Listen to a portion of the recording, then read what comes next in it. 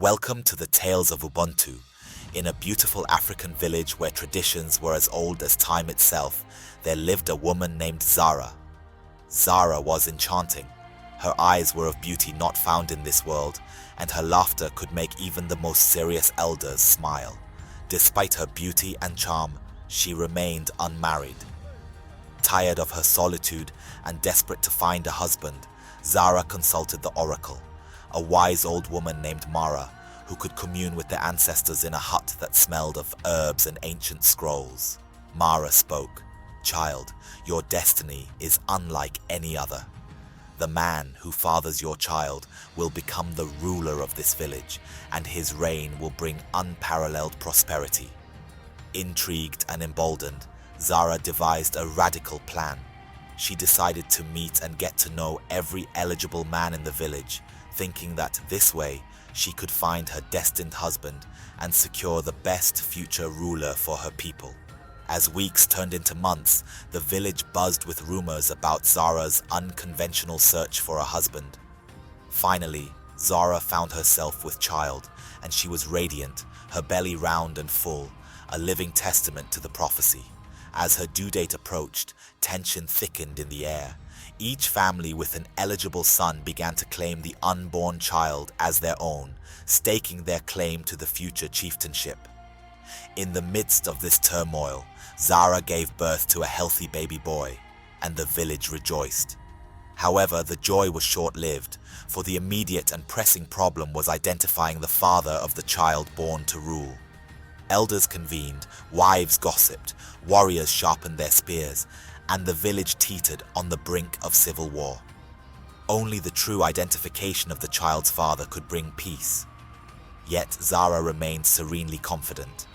She knew that the prophecy would not fail her or her people. With her newborn son named Amir cradled in her arms, she awaited the revelation that would change the fate of her village forever. A week passed since Amir's birth, and it seemed as though a new era was, indeed, knocking at the door of the village, one filled with uncertainty and anticipation. The Council of Elders, responsible for making major decisions, convened under the oldest baobab tree. Oba, the eldest among them, spoke with a voice trembling like the last leaves of autumn.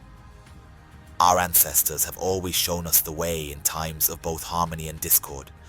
We must seek their wisdom to resolve this crisis." Just then, Mara the oracle stepped into the circle, her eyes glowing with a fire that seemed almost supernatural. "I have spoken with the ancestors," Mara began, her voice a mesmerizing melody that silenced even the cicadas. "They propose a test, one that will reveal not just the father of young Amir, but also the future leader of our people." Murmurs spread through the council, even among the elders who had seen many harvests and many seasons. The proposed test was unprecedented. Nia continued, "The test will require each potential father to undertake a journey to the sacred mountain. At its peak lies a moonstone imbued with the wisdom of our ancestors. The man who returns with this stone will be deemed the true father and the destined ruler of our village." A collective gasp filled the air.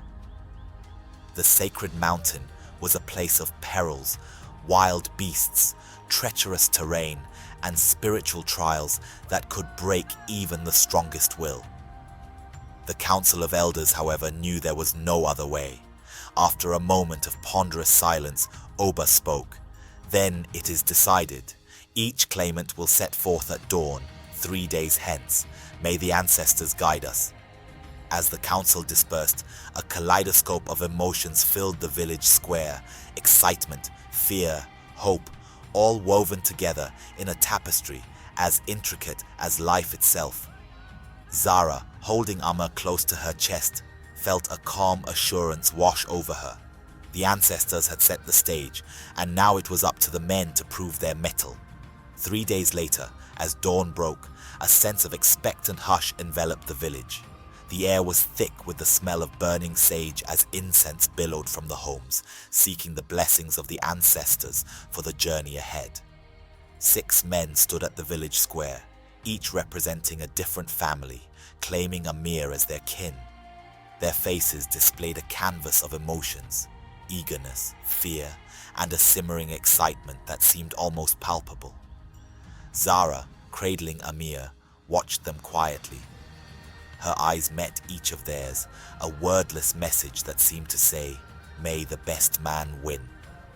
With the blow of a horn and the beat of drums, the journey began. Each man carried a satchel filled with offerings, kola nuts, palm wine, and sacred amulets to honor the spirits of the sacred mountain. The path was laden with challenges, both physical and mystical, rivers that twisted like serpents, forests that whispered secrets, and caves that echoed with the laughter and cries of forgotten souls. However, the real test lay at the foot of the sacred mountain, where a stone altar stood inscribed with ancient runes telling tales of heroes and gods, love and betrayal. Beside the altar was a pool of water so clear it mirrored their deepest fears and desires. As the men reached the altar, a voice echoed around them, a voice so ethereal it seemed to belong to the mountain itself. "Offer what you value most, and you may proceed." The voice resonated, filling the air with an unspoken gravity. One by one, the men approached the altar, offering gold, heirlooms, and prayers. But nothing happened. The way to the peak remained sealed, mocking their futile attempts.